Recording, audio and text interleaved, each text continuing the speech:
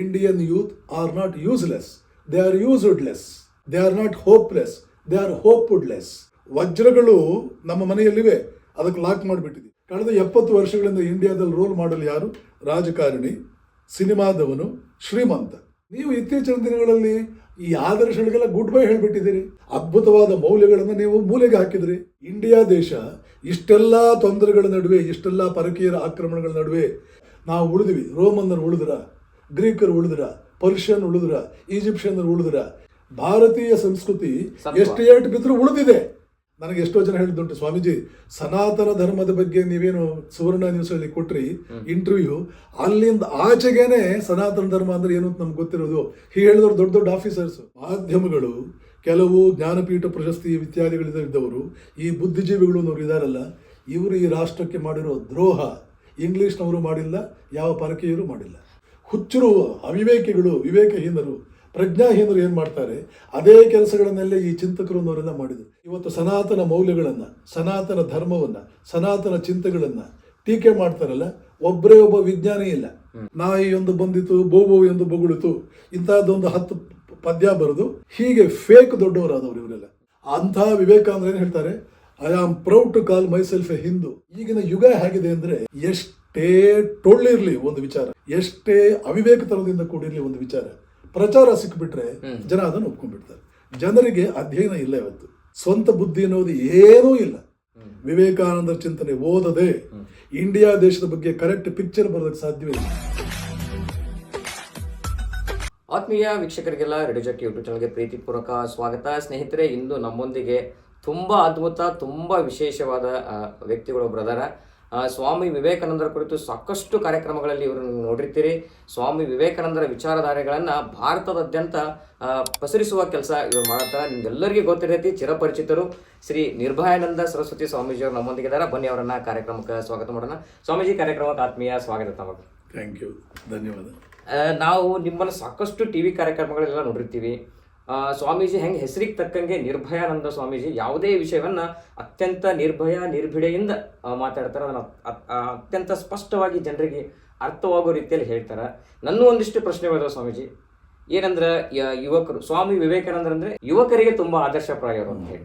ಇತ್ತೀಚಿನ ದಿನಗಳಲ್ಲಿ ಯುವಕರು ಹೆಂಗೆ ಆಗ್ಲತ್ತಾರಪ್ಪ ಅಂದ್ರೆ, ನಮ್ಮ ಸಂಸ್ಕೃತಿಯನ್ನ ಬಿಟ್ಟು ಪಾಶ್ಚಾತ್ಯ ಸಂಸ್ಕೃತಿಗೆ ಜಾಸ್ತಿ ಮಾರು ಹೋಗ್ಲತ್ತಾರ. ಮತ್ತು ಆ ಕಡೆ ಇರೋ ಜನ ನಮ್ಮ ಸಂಸ್ಕೃತಿಗೆ ಮಾರು ಹೋಗ್ಲಕತ್ತಾರ. ಯಾಕೆ ಇದು ಏನು ಅನ್ಸುತ್ತೆ ನಿಮಗೆ? ನೀವು ತುಂಬ ನೋಡಿರ್ತೀರಿ ಇದನ್ನು, ದೇಶ ವಿದೇಶಗಳೆಲ್ಲ ತಿರುಗಾಡಿರ್ತೀರಿ. ಯಾಕೆ ಹಿಂಗೆ ಆಗ್ಲಕತ್ತೈತಿ? ಈಗ ಇದನ್ನೆಲ್ಲ ಪರಿಹರಿಸಬೇಕಾದ್ದು ಸರ್ಕಾರದ ಜವಾಬ್ದಾರಿ, ತಂದೆ ತಾಯಿಂದರ ಜವಾಬ್ದಾರಿ, ಸಮಾಜದಲ್ಲಿರ್ತಕ್ಕಂಥ ಹಿರಿಯರ ಜವಾಬ್ದಾರಿ. ಒಬ್ಬ ಮನುಷ್ಯ 5 ವರ್ಷಕ್ಕೆ ಮಾಂಸದ ಮುದ್ದೆಯಾಗಿದ್ದಂಥ ಒಬ್ಬ ಹುಡುಗ 25ನೇ ವಯಸ್ಸಿಗೆ ಒಂದು ದೇಶದ ಬಣ್ಣವನ್ನೇ ಬದಲಾವಣೆ ಮಾಡಬಹುದಾದಷ್ಟು ಸಾಮರ್ಥ್ಯವಂತನಾಗುವುದಕ್ಕೆ ಏನೇನು ತರಬೇತಿ, ಪರಿವರ್ತನೆ, ಪ್ರಚೋದನೆ, ಪ್ರೇರಣೆ, ಸ್ಫೂರ್ತಿ ಬೇಕೋ ಇದೆಲ್ಲವನ್ನು ಒಟ್ಟಿಗೆ ಸೇರಿಸಿ ನಾವು ಕರಿತೇವೆ ಶಿಕ್ಷಣ. ಶಿಕ್ಷಣ ಅಂತಂದರೆ ಭಾರತೀಯ ಸಂಸ್ಕೃತಿ ಅದಕ್ಕೆ ಇಟ್ಟಿರ್ತಕ್ಕಂಥ ಹೆಸರು ದ್ವಿಜತ್ವಂ, ಅಂದರೆ ಎರಡನೇ ಹುಟ್ಟು. ತಂದೆ ತಾಯಂದ್ರ ಹೊಟ್ಟೆಯಲ್ಲಿ ಏನು ಹುಟ್ಟಿದ್ದೀವಿ ಅದಕ್ಕೆ ನಮ್ಮಲ್ಲಿ ಮಹತ್ವವೇ ಇಲ್ಲ. ನಮ್ಮ ಸನಾತನ ಸಂಸ್ಕೃತಿಯಲ್ಲಿ ತಂದೆ ಯಾರು ಅಂತ ಗೊತ್ತಿಲ್ಲದೆ ಇರೋ ಮನುಷ್ಯನನ್ನ ನಾವು ಗೋತ್ರ ಪುರುಷ ಅಂತ ಪೂಜೆ ಮಾಡ್ತಾ ಇದ್ದೀವಿ. ತಂದೆ ಯಾರಂತಲೇ ಗೊತ್ತಿಲ್ಲ, ಎಂತಹ ಅಪವಿತ್ರವಾದ ಹುಟ್ಟವನು. ತಂದೆ ಮೊದಲನೇ ಹುಟ್ಟು ನಮ್ಮ ಲೆಕ್ಕಕ್ಕಿಲ್ಲ. ವಾಲ್ಮೀಕಿ ಅಂತ ದುಷ್ಟ ಈ ಜಗತ್ತು ಕಂಡಿಲ್ಲ, ವಿಶ್ವಾಮಿತ್ರ ಮಹರ್ಷಿ ಅಂತ ದುಷ್ಟನನ್ನು ಕಂಡಿಲ್ಲ. ಅದೆಲ್ಲ ಮೊದಲನೇ ಹುಟ್ಟು. ಎರಡನೇ ಹುಟ್ಟಿನಲ್ಲಿ ಗುರುಗಳ ಕೈನಲ್ಲಿ ಏನು ಎರಡನೇ ಹುಟ್ಟು ಪಡ್ಕೊಂಡ್ರು ಅದು ದ್ವಿಜತ್ವಂ, ಎರಡನೇ ಹುಟ್ಟು. ಅದರ ಆಧಾರದ ಮೇಲೆ ನಾವು ಸಮಾಜದಲ್ಲಿ ಪ್ರತಿಷ್ಠಿತ ಸ್ಥಾನ, ಪ್ರತಿಷ್ಠಹೀನ ಸ್ಥಾನವನ್ನು ನಾವು ಕೊಡ್ತೇವೆ. ಈ ದ್ವಿಜತ್ವಂ ಇದೆಯಲ್ಲ, ಇದು 4 ಕಾರ್ನರ್ಗಳಿಂದ, 4 ಮೂಲೆಗಳಿಂದ ಬರುತ್ತದೆ. ಆಚಾರ್ಯಾತ್ ಪಾದಂ ಆದತ್ತೆ. ಗುರು ಕ್ಲಾಸ್ ರೂಮ್ನಲ್ಲಿ ಏನು ಪಾಠ ಮಾಡ್ತಾನೆ ಮೇಷ್ಟ್ರು, ಅವನಿಂದ 4 ಆಣೆ ಶಿಕ್ಷಣ ಬರುತ್ತದೆ. ಪಾದಂ ಶಿಷ್ಯ ಸ್ವಮೇಧಯ. ಇನ್ನು 4 ಆಣೆ ಈ ಹುಡುಗನೇ, ವಿದ್ಯಾರ್ಥಿಯೇ ಒಂದು ಪ್ರವಚನ ಕೇಳಿ, ಒಂದು ಪುಸ್ತಕ ಕೇಳಿ, ತಾನೇ ಯೋಚನೆ ಮಾಡಿ, ಪ್ರಕೃತಿಯಲ್ಲಾಗುವ ಬದಲಾವಣೆಗಳನ್ನ ಅಬ್ಸರ್ವ್ ಮಾಡಿ, ತನ್ನದೇ ಸ್ವಂತ ಚಿಂತನೆಯಿಂದ ಇನ್ನು 4 ಆಣೆ ಶಿಕ್ಷಣ ಪಡ್ಕೊಳ್ತಾನೆ. ಪಾದಂ ಸಬ್ರಹ್ಮಚಾರಿಭ್ಯ. ಇನ್ನು 4 ಆಣೆ ಸ್ನೇಹಿತರ ಪ್ರಭಾವದಿಂದ, ಒಡನಾಡಿಗಳ ಪ್ರಭಾವದಿಂದ ಪಡ್ಕೊಳ್ತಾನೆ, ಮನೆಯಲ್ಲಿರೋ ವಾತಾವರಣದಿಂದ ಪಡ್ಕೊಳ್ತಾನೆ. ಪಾದಂ ಕಾಲಕ್ರಮೇಣ ಚ. ಇನ್ನು ಕಾಲ್ಭಾಗ ವಯಸ್ಸಾಗ್ತಾ ಆಗ್ತಾ ಅನುಭವ ಆಗ್ತಾ ಅವ್ರಿಗೆ ತರಬೇತಿ ಸಿಗ್ತದೆ. ಈ 4 ಸ್ವಾತಂತ್ರ್ಯೋತ್ತರ ಭಾರತದಲ್ಲಿ ನಿಷ್ಪ್ರಯೋಜಕವಾಗಿಬಿಟ್ಟಿದೆ. ಇನ್ನು ಯುವಕ ಏನಾಗಬೇಕು? ಆದರೆ ಭಾರತೀಯ ಯುವಕಂದು ತಪ್ಪಿಲ್ಲ. ಭಾರತೀಯ ಯುವಕ ಕೆಟ್ಟ ಹುಡುಗ ಇಲ್ಲ, ಭಾರತೀಯ ಯುವಕ ದಡ್ಡ ಹುಡುಗ ಇಲ್ಲ. ಸ್ವಾಮಿ ಚಿನ್ಮಯಾನಂದರು ಅಂತ ಹೇಳಿ ಪ್ರಪಂಚದಾದ್ಯಂತ ಭಗವದ್ಗೀತೆಯನ್ನು ಪ್ರಚಾರ ಮಾಡಿದ ಅದ್ಭುತ ವ್ಯಕ್ತಿಗಳು. ಅವರು ಪ್ರಪಂಚದಾದ್ಯಂತ ಹಿಂದೂ ಸಮಾಜದ ಸಂಪರ್ಕ ಇದ್ದವರು. ಅವರೊಂದು ವಾಕ್ಯ ಹೇಳಿದ್ದಾರೆ, ಅದನ್ನು ಕೇಳಿದ್ರೆ ನೀವು ಗಾಬರಿ ಆಗ್ತೀರಿ. ಏನು ಹೇಳಿದ್ದಾರೆ? Indian youth are not useless, they are used less. They are not hopeless, they are hope would less. Therefore, they are not going to divine centers, they are going to wine centers. Wine ಸೆಂಟರ್ಗೆ ಯಾಕೆ ಹೋಗ್ತಾ ಇದ್ದಾರೆ? ಅವ್ರಿಗೆ ಕೊಡಬೇಕಾದ್ದನ್ನು ನೀವು ಕೊಡಲಿಲ್ಲ ಅಂದರೆ ಏನು ಮಾಡ್ತಾರೆ? ವಜ್ರಗಳು ನಮ್ಮ ಮನೆಯಲ್ಲಿವೆ, ಅದಕ್ಕೆ ಲಾಕ್ ಮಾಡಿಬಿಟ್ಟಿದ್ದೀವಿ. ಇನ್ನೊಂದು ಕಡೆ ನಿಷ್ಪ್ರಯೋಜಕವಾದಂಥ ಪದಾರ್ಥಗಳು ಇನ್ನೊಂದು ರೂಮ್ನಲ್ಲಿವೆ, ಅದಕ್ಕೆ ಲಾಕ್ ಓಪನ್ ಮಾಡಿದ್ದೀವಿ. ಕೈಗೆ ಎಟುಕುವಂಥದ್ದು ಏನಾದರೂ ಕೈಗೆ ಬೇಕು. ಮನುಷ್ಯನಿಗೆ ಕೈಗೆ ಒಂದು ಬೇಕು, ಮನಸ್ಸಿಗೆ ಏನಾದರೂ ಒಂದು ಬೇಕು. ಮನಸ್ಸು ಆಸೆ ಪಡೋದಕ್ಕೆ ಯಾವಾಗಲೂ ಇದನ್ನು ಇಷ್ಟಪಡಬೇಕು ಅಂತ ಮನಸ್ಸು ಬಯಸುತ್ತೆ. ಇದನ್ನು ನನ್ನದಾಗಿಸ್ಕೊಳ್ಬೇಕು ಅಂತ ಬಯಸುತ್ತೆ. ಇವನಂಗೆ ಆಗಬೇಕು ಅಂತ ಬಯಸುತ್ತೆ. ಈ ಇವನಂಗೆ ಆಗಬೇಕು, ಇದು ನನ್ನದಾಗಬೇಕು, ಇದು ನನ್ನದಾಗಬಾರದು ಅನ್ನೋ ವಿಚಾರಗಳಲ್ಲಿ ಸರಿಯಾದ ಮಾರ್ಗದರ್ಶನ ಮಗುಗೆ ಎಂದೂ ಕೊಡಲಿಲ್ಲ ಅಂದರೆ, ಆದರೆ ಈ ವಿಚಾರಗಳು ಅನಿವಾರ್ಯ. ಮನಸ್ಸು ಬಯಸುತ್ತೆ. ಯಾವುದು ಅವೈಲಬಲ್ ಇದೆಯೋ ಅದರ ಹಿಂದೆ ಹೋಗುತ್ತೆ. ಅವೈಲಬಲ್ ಇರೋದು ಯಾವುದು? ಟೆಕ್ಸ್ಟ್ ಪುಸ್ತಕ, ಹೊರಗಡೆ ಇರೋ ವಾತಾವರಣ, ಸಿನಿಮಾಗಳು, ಇವುಗಳು ಮಾತ್ರ ಅವೈಲಬಲ್ ಇವೆ. ಅವುಗಳಲ್ಲಿ ಯಾರನ್ನು ದೊಡ್ಡವರನ್ನಾಗಿ ಮಾಡಿದ್ದಾರೆ? ನೀವು ಯಾರನ್ನು ರೋಲ್ ಮಾಡೆಲ್ ಮಾಡ್ತೀರಿ ಸಮಾಜದಲ್ಲಿ? ಯುವಕರು ಅವರಂತೆ ಹೋಗ್ತಾರೆ. ಕಳೆದ 70 ವರ್ಷಗಳಿಂದ ಇಂಡಿಯಾದಲ್ಲಿ ರೋಲ್ ಮಾಡಲ್ ಯಾರು? ರಾಜಕಾರಣಿ, ಸಿನಿಮಾದವನು, ಶ್ರೀಮಂತ. ಹೌದು. ಯಾವಾಗ ಸಮಾಜದಲ್ಲಿ ಶ್ರೀಮಂತ ರೋಲ್ ಮಾಡಲ್ ಆಗ್ತಾನೆ, ಆವಾಗ ನ್ಯಾಯ ಅನ್ಯಾಯಗಳಿಂದ ದುಡ್ಡು ಮಾಡಬೇಕು ಅನ್ನೋ ತತ್ವ ಸತ್ತು ಹೋಗುತ್ತೆ. ಯಾವಾಗ ಸಿನಿಮಾದವನು ರೋಲ್ ಮಾಡಲ್ ಆಗ್ತಾನೆ, ಆವಾಗ ಡ್ರಾಮಾ ಮಾಡಿದ್ರೆ ಸಾಕು, ನಿಜಕ್ಕೂ ನಾವು ಹಾಗಿರ್ಬೇಕಂತೇನು ಇಲ್ಲ ಅನ್ನುವಂಥದ್ದು ಒಂದು ತತ್ವ ಮೆಸೇಜ್ ಕೊಡ್ತೀನಿ. ಯಾವಾಗ ರಾಜಕಾರಣಿಯನ್ನು ನೀವು ರೋಲ್ ಮಾಡಲ್ ಮಾಡ್ತೀರಿ, ಹೇಗೋ ಒಟ್ಟಿನಲ್ಲಿ ಒಂದು ಪವರ್ಗೆ ಬಂದರೆ ಸಾಕು, ಪವರ್ ಬಂದರೆ ಮಿಕ್ಕಿದ್ದಲ್ಲಿ ತಾನೇ ಬರುತ್ತದೆ. ಪವರ್ಗಾಗಲಿ ಯಾವುದೇ ಆಗಲಿ ಒಂದು ಜಾಗಕ್ಕೆ ನಾನು ಹೋಗಬೇಕು ಅಂತ ಆಸೆ ಇದೆ. ಹೇಗೆ ಹೋಗಬೇಕು? ಹೇಗಾದರೂ ಹೋಗು. ಮೊದಲಿದ್ದ ರೋಲ್ ಮಾಡಲ್ಗಳು ಯಾರು? ಗಾಂಧೀಜಿ ರೋಲ್ ಮಾಡಲ್ ಆಗಿದ್ದ ಕಾಲದಲ್ಲಿ ಹುಡುಗರೆಲ್ಲ ಕೂಡ ಮನೆ ಮಠ ಬಿಟ್ಟು ಸ್ವಾತಂತ್ರ್ಯ ಹೋರಾಟಕ್ಕೆ ಅಂತ ಧುಮುಕಿದ್ರು, ದೇಶಕ್ಕಾಗಿ ದುಡ್ಡು. ವಿವೇಕಾನಂದ ರೋಲ್ ಮಾಡಲ್ ಆಗಿದ್ದಾಗ ಎಂಥೆಂಥವರು ಮನೆ ಮಠ ಬಿಟ್ಟು ಸನ್ಯಾಸಿಗಳಾದರು. ಋಷಿಗಳನ್ನು ನಮ್ಮಲ್ಲಿ ರೋಲ್ ಮಾಡಲ್ ಮಾಡಿದ್ದು. ಆದ್ದರಿಂದ ಯಾವ ಕಾಲಕ್ಕೂ ಜನ ತಪಸ್ಸು ಮಾಡೋದಕ್ಕೆ ಹೋಗ್ತಿದ್ರು. ಅದಾಗಲಿಲ್ಲ ಅಂತಂದರೆ ರಾಜನಾಗಬೇಕು ಅಂತ ಹೋಗ್ತಿದ್ರು. ರಾಜ ಆಗಲಿ ತಪಸ್ವಿ ಆಗಲಿ ಯಾರೇ ಆಗಲಿ ರೋಲ್ ಮಾಡಲ್ ಆಗ್ತಾ ಇದ್ದದ್ದು ಯಾವಾಗಲೂ ಕೂಡ ತಪಸ್ವಿ ಮಾತ್ರ. ಆದ್ದರಿಂದಲೇ ಹಳೆಯ ಕಾಲದಲ್ಲಿ ನೀವು ಯಾರು ಅಂತ ನಿಮ್ಮ ಬ್ಯಾಕ್ಗ್ರೌಂಡ್ ಅಳಿಯೋದಕ್ಕೆ, ನೀವು ಯಾವ ಊರಿನವರು, ಯಾವ ಭಾಷೆ, ನೀವು ಎಂಥವರು ಅಂತ ಏನೂ ಕೇಳ್ತಿರ್ಲಿಲ್ಲ. ನಿಮ್ಮನ್ನು ಕೇಳ್ತಾ ಇದ್ದದ್ದು ಏನು ಅಂದರೆ ನಿಮ್ಮ ಗೋತ್ರ ಯಾವುದು. ಪ್ರಾಚೀನ ಭಾರತದಲ್ಲಿದ್ದಂಥ ವ್ಯವಸ್ಥೆ, ನಿಮ್ಮ ಗೋತ್ರ ಯಾವುದು. ನಾನು ವಿಶ್ವಾಮಿತ್ರ ಗೋತ್ರ, ನಾನು ವಸಿಷ್ಠ ಗೋತ್ರ. ಇವರೆಲ್ಲ ಯಾರು? ಶ್ರೀಮಂತರ? ಇವರು ಸಿನಿಮಾದವರ? ಇವರು ರಾಜಕಾರಣಿಗಳ? ಅವ್ರು ಯಾರವರು?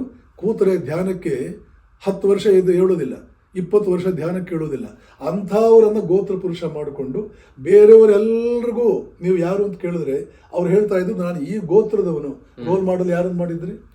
ಹೀಗಾಗಿ ಲಾರ್ಡ್ ಮೆಕಾಲೆ ಪೂರ್ವದಿಂದ ಪಶ್ಚಿಮಕ್ಕೆ ಓಡಾಡಿದ್ದೀನಿ, ಉತ್ತರದಿಂದ ದಕ್ಷಿಣಕ್ಕೆ ಓಡಾಡಿದ್ದೀನಿ, ಈ ದೇಶದಲ್ಲಿ ಒಬ್ಬ ಕಳ್ಳ ಇಲ್ಲ, ಒಬ್ಬ ಭಿಕ್ಷುಕ ಇಲ್ಲ ಅಂತ ಹೇಳ್ದ.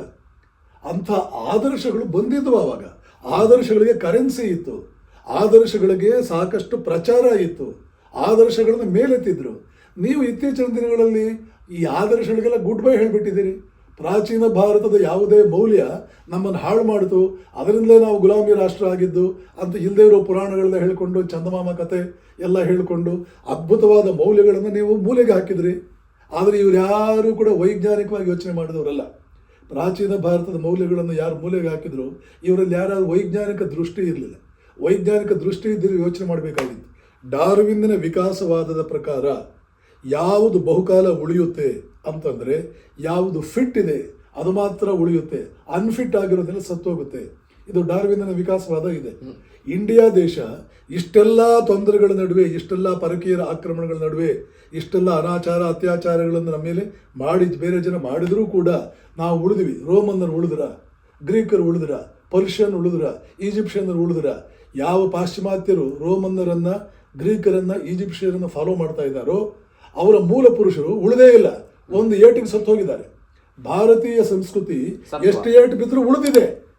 ಆದ್ದರಿಂದ ದೊಡ್ಡವರಾದವರು, ಮಾಧ್ಯಮದವರು, ಟೆಕ್ಸ್ಟ್ ಬುಕ್ ಬರೆದವರು, ಮೇಷ್ಟ್ರು ಪಾಠ ಮಾಡಿದವರು, ಭಾರತೀಯ ನಾಗರಿಕತೆ, ಭಾರತೀಯ ಸಂಸ್ಕೃತಿಯ ಉತ್ಕೃಷ್ಟ, ಇದೇ ಉತ್ತುಂಗ, ಯಾಕೆ ಇದು ಉಳಿದಿದೆ, ಬೇರೆ ಎಲ್ಲ ಸತ್ತೋಗಿದೆ, therefore we are fit ಅನ್ನುವ ರೀತಿಯಲ್ಲಿ ಹಿಸ್ಟ್ರಿ ಪುಸ್ತಕ ಬರೆಯದೇ ಇಲ್ಲ, ಈ ದೇಶದ ಸಂಸ್ಕೃತಿಯನ್ನು ಬಿಂಬಿಸಲೇ ಇಲ್ಲ. ಅದೇ ಸ್ವಾಮೀಜಿ, ಈಗ ಅದ್ರ ಕುರಿತನೇ ನಮಗೊಂದು ಪ್ರಶ್ನೆ ಕಾಡೋದು. ಯಾಕಂದ್ರೆ ಭಾರತದ ಪ್ರಾಚೀನ ಇತಿಹಾಸ ತಗೊಂಡ್ರ ನಳಂದ, ತಕ್ಷಶಿಲೆ ಅಂತ ದೊಡ್ಡ ದೊಡ್ಡ ಮಹಾ ವಿದ್ಯಾಲಯಗಳಿದ್ದವು. ನೂರಾರು ಜನ ಪ್ರಪಂಚದಾದ್ಯಂತ ಬಂದಲ್ಲಿ ವಿದ್ಯೆಯನ್ನ ಗಳಿಸ್ತಾ ಇದ್ರು. ಹಂಗಿರೋರು ನಾವು ಹಿಂಗೆ ಯಾಕಾದ್ವಿ, ಎಲ್ಲಿ ತಪ್ತದು? ಇದು ಗೊತ್ತೇ ಇಲ್ವಲ್ಲ ನಮ್ಮ ಜನರಿಗೆ. ನಾನು ಏನಾದರೂ ಉಪನ್ಯಾಸ ಮಾಡೋಕೆ ಹೊರಟ್ರೆ ಅಲ್ಲಿ ದೊಡ್ಡ ದೊಡ್ಡ ಅಧಿಕಾರಿಗಳು, ದೊಡ್ಡ ದೊಡ್ಡ ವಿದ್ವಾಂಸರು ಕೊಡ್ತಿರ್ತಾರೆ. ನನಗೆ ಎಷ್ಟೋ ಜನ ಹೇಳಿದ್ದುಂಟು, ಸ್ವಾಮೀಜಿ ಸನಾತನ ಧರ್ಮದ ಬಗ್ಗೆ ನೀವೇನು ಸುವರ್ಣ ನ್ಯೂಸಲ್ಲಿ ಕೊಟ್ರಿ ಇಂಟರ್ವ್ಯೂ, ಅಲ್ಲಿಂದ ಆಚೆಗೇನೆ ಸನಾತನ ಧರ್ಮ ಅಂದ್ರೆ ಏನು ಅಂತ ನಮ್ಗೆ ಗೊತ್ತಿರೋದು. ಹೀಗೆ ಹೇಳಿದವರು ದೊಡ್ಡ ದೊಡ್ಡ ಆಫೀಸರ್ಸು, ದೊಡ್ಡ ದೊಡ್ಡ ವಿದ್ವಾಂಸರು, ಅವ್ರಿಗೆ ಇವೆಲ್ಲ ಏನೂ ಗೊತ್ತಿಲ್ಲ. ಯಾಕೆ ಗೊತ್ತಿಲ್ಲ ಅಂತಂದ್ರೆ ಬುದ್ಧಿಜೀವಿಗಳು ಅಂತ ಒಂದು ಗುಂಪು ಹುಟ್ಕೊಳ್ತು ಒಂದು 50 ವರ್ಷದ ಹಿಂದೆ. ಅವರಲ್ಲಿ ಕೆಲವರಿಗೆ ಜ್ಞಾನಪೀಠ ಬಂತು. ಇವತ್ತು ಜ್ಞಾನಪೀಠಗಳು, ನೋಬೆಲ್ ಪ್ರೈಸ್ಗಳು, ಯೂನಿಸ್ ನೋಡಿದ್ರೆ ನೋಬೆಲ್ ಪ್ರೈಸ್ ಯಾರಿಗೆ ಬೇಕಾದ್ರೂ ಬರ್ಬೋದು. ಇನ್ನು ನಮ್ಮಲ್ಲಿ ಕೆಲವರು ಜ್ಞಾನಪೀಠಗಳೆಲ್ಲ ಇದ್ದಾರೆ. ಇವ್ರಿಗೆ ಜ್ಞಾನಪೀಠ ಬಂದರೆ, ಜ್ಞಾನಪೀಠ ಅಂದರೆ ಅದನ್ನು ಅವಮಾನ ಮಾಡ್ದಂಗೆ ಅನ್ನೋ ರೀತಿಯಲ್ಲಿ ಅದಕ್ಕೊಂದು ಹಣೆ ಬರುವಷ್ಟು ಮಟ್ಟಿಗೆ ಅದರ ಕ್ವಾಲಿಟಿ ಹಾಳು ಮಾಡಿ ಇಟ್ಟಿದ್ದಾರೆ.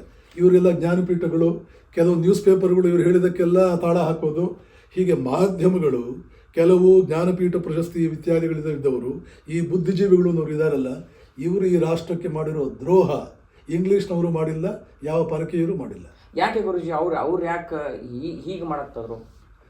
ಅದು ಅವರಿಗೆ ವೈಯಕ್ತಿಕ ಕಾರಣಗಳು. ಅವರು ಭಾರತೀಯರು, ಭಾರತದಲ್ಲೇ ನೋಡಿ, ಒಬ್ಬ ಬುದ್ಧಿಜೀವಿ ಅಂತರ್ಮತೀಯ ಹುಡುಗಿಯನ್ನು ಮದುವೆ ಮಾಡ್ಕೋಬೇಕು ಅಂತ ಹೊರಟ, ಬೇರೆ ಧರ್ಮದ ಹುಡುಗಿಯನ್ನು ಮದುವೆ ಮಾಡ್ಕೋಬೇಕು ಅಂತ ಹೊರಟ. ಅದಕ್ಕೆ ತನ್ನ ಜಾತಿಯ ಧರ್ಮಗುರುಗಳಿಗೆ ಆಶೀರ್ವಾದ ಮಾಡಿ ಅಂತ ಹೊರಟ. ನಿನಗೆ ಆಶೀರ್ವಾದ ಮಾಡಲ್ಲ ಅಂತ ಅವರಂದ್ರು. ಆವಾಗ ಈ ಧರ್ಮದ ವಿರುದ್ಧ ತಿರುಗಿ ಬಿದ್ದ. ಇನ್ನೊಬ್ಬ ತಿರುಗಿ ಬಿದ್ದಿದ್ದಾನೆ. ಯಾಕೆ ತಿರುಗಿ ಬಿದ್ದಿದ್ದಾನೆ ಅಂದ್ರೆ, ಅವನು ಸ್ಟೂಡೆಂಟ್ ಆಗಿದ್ದಾಗ ಅವನ ಕ್ಲಾಸ್ನಲ್ಲಿ ಬೇರೆ ಜಾತಿಯ ಹುಡುಗರೆಲ್ಲ ಬಹಳ ಇಂಟೆಲಿಜೆಂಟ್ ಇದ್ರು. ಇವನ ಆ ಹುಡುಗರ ಜೊತೆ ಕಂಪೇರ್ ಮಾಡಿ ಈ ದಡ್ಡ ಹುಡುಗನನ್ನ ಮೇಷ್ಟ್ರು ಸಿಕ್ಕಾಬಿಟ್ಟು ಬೈಯೋರು. ಯಾವ ಬುದ್ಧಿವಂತ ಹುಡುಗರಿದ್ರಲ್ಲ ಅವ್ರು ಯಾವುದೋ ಒಂದು ಜಾತಿಯವರಾಗಿದ್ದರು. ಇವನು ಬೆಳೆದ ದೊಡ್ಡವನಾದ್ಮೇಲೆ ಆ ಜಾತಿಯವ್ರನ್ನೆಲ್ಲ ಹೇಟ್ ಮಾಡೋಕೆ ಶುರು ಮಾಡ್ದ. ಇನ್ಯಾರೋ ಒಬ್ಬ ವಕೀಲ ಆಗಬೇಕು ಅಂತಂದ್ರಂತೆ, ಆ ವಕೀಲ ಯಾಕೆ ಆಗ್ತೀಯ ಅಂತ ಯಾರು ಅಂದ್ರಂತೆ. ಆದ್ದರಿಂದ ಯಾಕೆ ವಕೀಲ ಮಾಡ್ತೀಯವನ ಅಂತಂದವನಿಗೆ ಈ ವಕೀಲ ಆಗಬೇಕು ಅಂತ ಹೊರಟವನು ವೈಯಕ್ತಿಕ ನೆಲೆಯಲ್ಲಿ ಅವರೊಬ್ಬರನ್ನೇ ನೋಡಿ ಅವ್ರ ಜಾತಿ ವಿರುದ್ಧ ಬಂದ. ಯಾರು ಇವತ್ತು ಭಾರತೀಯ ಪ್ರಾಚೀನ ಮೌಲ್ಯಗಳನ್ನು ವಿರೋಧಿಸ್ತಾ ಇದ್ದಾರೆ, ಅವರಿಗೆಲ್ಲ ವೈಯಕ್ತಿಕ ನೆಲೆಯಲ್ಲಿ ಏನೋ ಒಂದು ಸಣ್ಣ ಪುಟ್ಟ ಅವಮಾನ, ಸಣ್ಣ ಪುಟ್ಟ ಗಾಯ ಆಗಿದೆ. ಅದರ ಸಾರ್ವತ್ರಿಕ ನೆಲೆ ಹಾಗೇ ಇದೆ ಅಂತ ಅಂದ್ಕೊಂಡ್ಬಿಟ್ಟಿದ್ದಾರೆ. ವೈಯಕ್ತಿಕ ನೆಲೆಯಲ್ಲಿ ಆಗಿರೋದದು. ಯಾವ ಧರ್ಮಗುರುಗಳು ಅನ್ಯ ಜಾತಿ ಬೇಡ, ಅವ್ರು ಹೋಗಿ ಕೇಳಬೇಕಾಗಿತ್ತು ರಾಮಕೃಷ್ಣಾಶ್ರಮಕ್ಕೆ. ರಾಮಕೃಷ್ಣಾಶ್ರಮಕ್ಕೆ ಇವ್ರು ಹೋಗಲಿಲ್ಲ. ಎಲ್ಲಿ ಕೇವಲ ಸತ್ಯ, ನ್ಯಾಯ, ಧರ್ಮ, ವಿಶ್ವ ವೈಶಾಲ್ಯ ತನ್ನ ತತ್ವಗಳನ್ನು ಆಗಿಸಿಕೊಂಡಿದೆಯೋ ಅಲ್ಲಿ ಅವ್ರು ಹೋಗಲೇ ಇಲ್ಲ. ಇನ್ನೆಲ್ಲೋ ಹೋದರು. ಹುಚ್ಚುರು ಮಾಡಿದ ಕೆಲಸ ಮಾಡಿದರು. ಹುಚ್ಚರು, ಅವಿವೇಕಿಗಳು, ವಿವೇಕಹೀನರು, ಪ್ರಜ್ಞಾಹೀನರು ಏನು ಮಾಡ್ತಾರೆ ಅದೇ ಕೆಲಸಗಳನ್ನೆಲ್ಲ ಈ ಚಿಂತಕರು ಅನ್ನೋರೆಲ್ಲ ಮಾಡಿದರು. ಇವರು ಯಾರಿಗೂ ನಾನು 5 ಮಾರ್ಕ್ಸ್ ಕೊಡೋದಿಲ್ಲ. ಯಾಕೆಂದರೆ ಇವರು ಒಬ್ಬರ ಚಿಂತನೆಯೂ ಕೂಡ ವೈಜ್ಞಾನಿಕವಾಗಿಲ್ಲ. ನೋಡಿ, ಇವತ್ತು ಸನಾತನ ಮೌಲ್ಯಗಳನ್ನು, ಸನಾತನ ಧರ್ಮವನ್ನು, ಸನಾತನ ಚಿಂತೆಗಳನ್ನು ಟೀಕೆ ಮಾಡ್ತಾರಲ್ಲ, ಒಬ್ಬರೇ ಒಬ್ಬ ವಿಜ್ಞಾನಿ ಇಲ್ಲ. ಒಬ್ಬನೇ ಒಬ್ಬ ವಿಜ್ಞಾನಿ ಟೀಕಾಕಾರ ಇಲ್ಲ. ಅಷ್ಟೇ ಅಲ್ಲ, ಇವತ್ತು ಯಾರು ಬುದ್ಧಿಜೀವಿಗಳು ಅಥವಾ ಮತ್ತೊಬ್ಬರು ಟೀಕಾಕಾರರಿದಾರಲ್ಲ, ಇವರು ಯಾರೂ ಸೈನ್ಸ್ ಓದ್ದವರಲ್ಲ. ಇನ್ನೇನೋ ಒಬ್ಬ ಯಾವುದೋ ಒಂದು ನಾಯಿಯೊಂದು ಬಂದಿತು, ಗೋವು ಎಂದು ಬೊಗಳಿತು, ಇಂಥದ್ದೊಂದು 10 ಪದ್ಯ ಬರೆದು ಆ ಪದ್ಯಗಳನ್ನೇ ನಮ್ಮ ಜಾತಿಯನ್ನು ಬರೆದಿದ್ದಾನೆ ಅಂತ ಜಿಲ್ಲಾ ಸಾಹಿತ್ಯ ಪರಿಷತ್ ಅದನ್ನು ದೊಡ್ಡವನನ್ನಾಗಿ ಮಾಡಿ, ರಾಜ್ಯ ಸಾಹಿತ್ಯ ಪರಿಷತ್ ಅವನನ್ನು ದೊಡ್ಡವನನ್ನಾಗಿ ಮಾಡಿ, ಅವನಿಗೊಂದು ಪ್ರಶಸ್ತಿ ಕೊಟ್ಟು, ಆ ಬಾಂಗ್ಲಾದೇಶದವರಿಗೆ ನೋಬೆಲ್ ಪ್ರೈಸ್ ಕೊಟ್ಟಿರ್ಲಿಲ್ವಾ, ಇವತ್ತು ಕೊಟ್ಟಿಲ್ವಾ? ಹಾಗೆ ಪ್ರಶಸ್ತಿಗಳು ಕೊಟ್ಟು ಅವರನ್ನು ದೊಡ್ಡವರನ್ನಾಗಿ ಮಾಡಿ, ಹೀಗೆ ಫೇಕ್ ದೊಡ್ಡವರಾದವರು ಇವರೆಲ್ಲ ಸೇರಿಕೊಂಡು ಅದ್ಭುತವಾದ ಯಾವ ಮೌಲ್ಯಗಳನ್ನು ಕುರಿತು ಸ್ವಾಮಿ ವಿವೇಕಾನಂದರು ಹೆಮ್ಮೆ ಪಟ್ಟರು, ಆ ಮೌಲ್ಯಗಳ ಬಗ್ಗೆ ಇವರು ಒಂದು ರೀತಿ ಹಗುರವಾಗಿ ಮಾತಾಡ್ತಾರೆ ಅಂದರೆ ಇವರು ಎಷ್ಟು ಅವಿವೇಕಿಗಳಾಗಿರಬೇಕು ಅಂತ ಯೋಚನೆ ಮಾಡಿ. ವಿವೇಕಾನಂದರಷ್ಟು ಪ್ರತಿಯೊಂದನ್ನು ಪ್ರಶ್ನಿಸಿ, ಎಳೆಯಾಗಿ ಬಿಡಿಸಿ, ಪ್ರತಿಯೊಂದನ್ನು ನಿರ್ಬಿಡೆಯಿಂದ, ಅವರ ಗುರುಗಳು ರಾಮಕೃಷ್ಣರನ್ನು ಕೂಡ ಬಿಡದೆ ಪ್ರಶ್ನಿಸಿ ಕೇವಲ ಸತ್ಯವನ್ನು ಮಾತ್ರ ಒಪ್ಪಿಕೊಂಡವನು ಮಾನವನ ಇತಿಹಾಸದಲ್ಲಿ ಇನ್ನೊಬ್ಬರಿಲ್ಲ. ಅಂಥ ವಿವೇಕಾನಂದರು ಏನು ಹೇಳ್ತಾರೆ, I am proud to call myself a Hindu, I am proud to call myself a Hindu. I am one of the proudest men ever born on this earth and I trace my pride to my ancestry. ಈ ಜಗತ್ತಿನ ಇತಿಹಾಸದಲ್ಲಿ ನನ್ನಷ್ಟು ಜಂಬದ ಮನುಷ್ಯ ಯಾರೂ ಇಲ್ಲ, ಹೆಮ್ಮೆಯಿಂದ ಕೂಡಿದ ಮನುಷ್ಯ ಯಾರೂ ಇಲ್ಲ. ನನ್ನ ಹೆಮ್ಮೆಗೆ ನನ್ನ ಪೂರ್ವಜರು ಕಾರಣ, ಅಂತ ವಿವೇಕಾನಂದರು ಹೇಳಿದರೆ, ಅದೇ ವಿವೇಕಾನಂದರ ಪೂರ್ವಜರು ಹುಟ್ಟು ಹಾಕಿದ ಧರ್ಮ, ಮತ, ತತ್ವವನ್ನು ಈ 4 ಜನ ಅಧ್ಯಯನಹೀನರು, ಪ್ರಜ್ಞಾಹೀನರು, ಹೇಗೋ ಯಾವುದ್ಯಾವುದೋ ರೀತಿಯಲ್ಲಿ ಪ್ರಶಸ್ತಿ ಪಡ್ಕೊಂಡವರು, ಯಾವುದ್ಯಾವುದೋ ರೀತಿಯಲ್ಲಿ ಒಂದು ಸ್ಥಾನಕ್ಕೆ ಬಂದವರು, ಇವರು ವಿರೋಧ ಮಾಡಿಬಿಡ್ತಾರೆ. ಇವರಿಗೆ ಪ್ರಚಾರ ಸಿಕ್ಕಿಬಿಡುತ್ತೆ. ಈಗಿನ ಯುಗ ಹೇಗಿದೆ ಅಂದರೆ, ಎಷ್ಟೇ ಟೊಳ್ಳಿರಲಿ ಒಂದು ವಿಚಾರ, ಎಷ್ಟೇ ಅವಿವೇಕತನದಿಂದ ಕೂಡಿರಲಿ ಒಂದು ವಿಚಾರ, ಪ್ರಚಾರ ಸಿಕ್ಕಿಬಿಟ್ರೆ ಜನ ಅದನ್ನು ಒಪ್ಕೊಂಡ್ಬಿಡ್ತಾರೆ. ಜನರಿಗೆ ಅಧ್ಯಯನ ಇಲ್ಲ. ಇವತ್ತು ಸ್ವಂತ ಬುದ್ಧಿ ಅನ್ನೋದು ಏನೂ ಇಲ್ಲ. ಹೀಗೆ ಸಾಮಾಜಿಕವಾಗಿ ಒಂದು ಹೆಸರು ಮಾಡಿರೋ ವ್ಯಕ್ತಿ ಒಂದು ಸ್ವಲ್ಪ ಏನಾದರೂ ಹೇಳಿಬಿಟ್ರೆ ಅದನ್ನು ಒಪ್ಕೊಂಡ್ಬಿಡ್ತಾರೆ. ಈ ಸಮಸ್ಯೆಯಿಂದ ಹೀಗಾಗ್ತಾ ಇದೆ. ಇದಕ್ಕೆ ತಂದೆ ತಾಯಿಯಂದರು ಎಚ್ಚರ ವಹಿಸಬೇಕು. ನಿಮ್ಮ ಮಕ್ಕಳ ಉದ್ಧಾರ ನಿಮಗೆ ಬೇಕಿದೆಯಾ? ಮತ್ತು ಪ್ರತಿಯೊಬ್ಬ ಮನುಷ್ಯನೂ ಕೂಡ ನಿನ್ನ ಉದ್ಧಾರ ನಿನಗೆ ಬೇಕಿದೆಯಾ? ಉದ್ಧಾರ ಬೇಕಿರುವ ಮನುಷ್ಯನಿಗೆ ಅನಿವಾರ್ಯವಾದಂಥ ಒಂದು ಬದ್ಧತೆ ಇದೆ. ಏನದು? ಬುದ್ಧಿಯನ್ನು ಹರಿತಗೊಳಿಸಿಕೋ, ಹೃದಯವನ್ನು ವಿಶಾಲ ಮಾಡಿಕೊ. ಹರಿತ ಬುದ್ಧಿ ಇಲ್ಲದವನು, ವಿಶಾಲ ಹೃದಯ ಇಲ್ಲದವನು ಯಾರೂ ಉದ್ಧಾರ ಆಗಲ್ಲ. ಬುದ್ಧಿಯನ್ನು ಹರಿತಗೊಳಿಸ್ಕೊ. ಹರಿತಗೊಳಿಸ್ಕೊಡೋದಕ್ಕೆ ಕೆಲವು ಚಿಂತನೆಗಳನ್ನು ಓದಬೇಕು.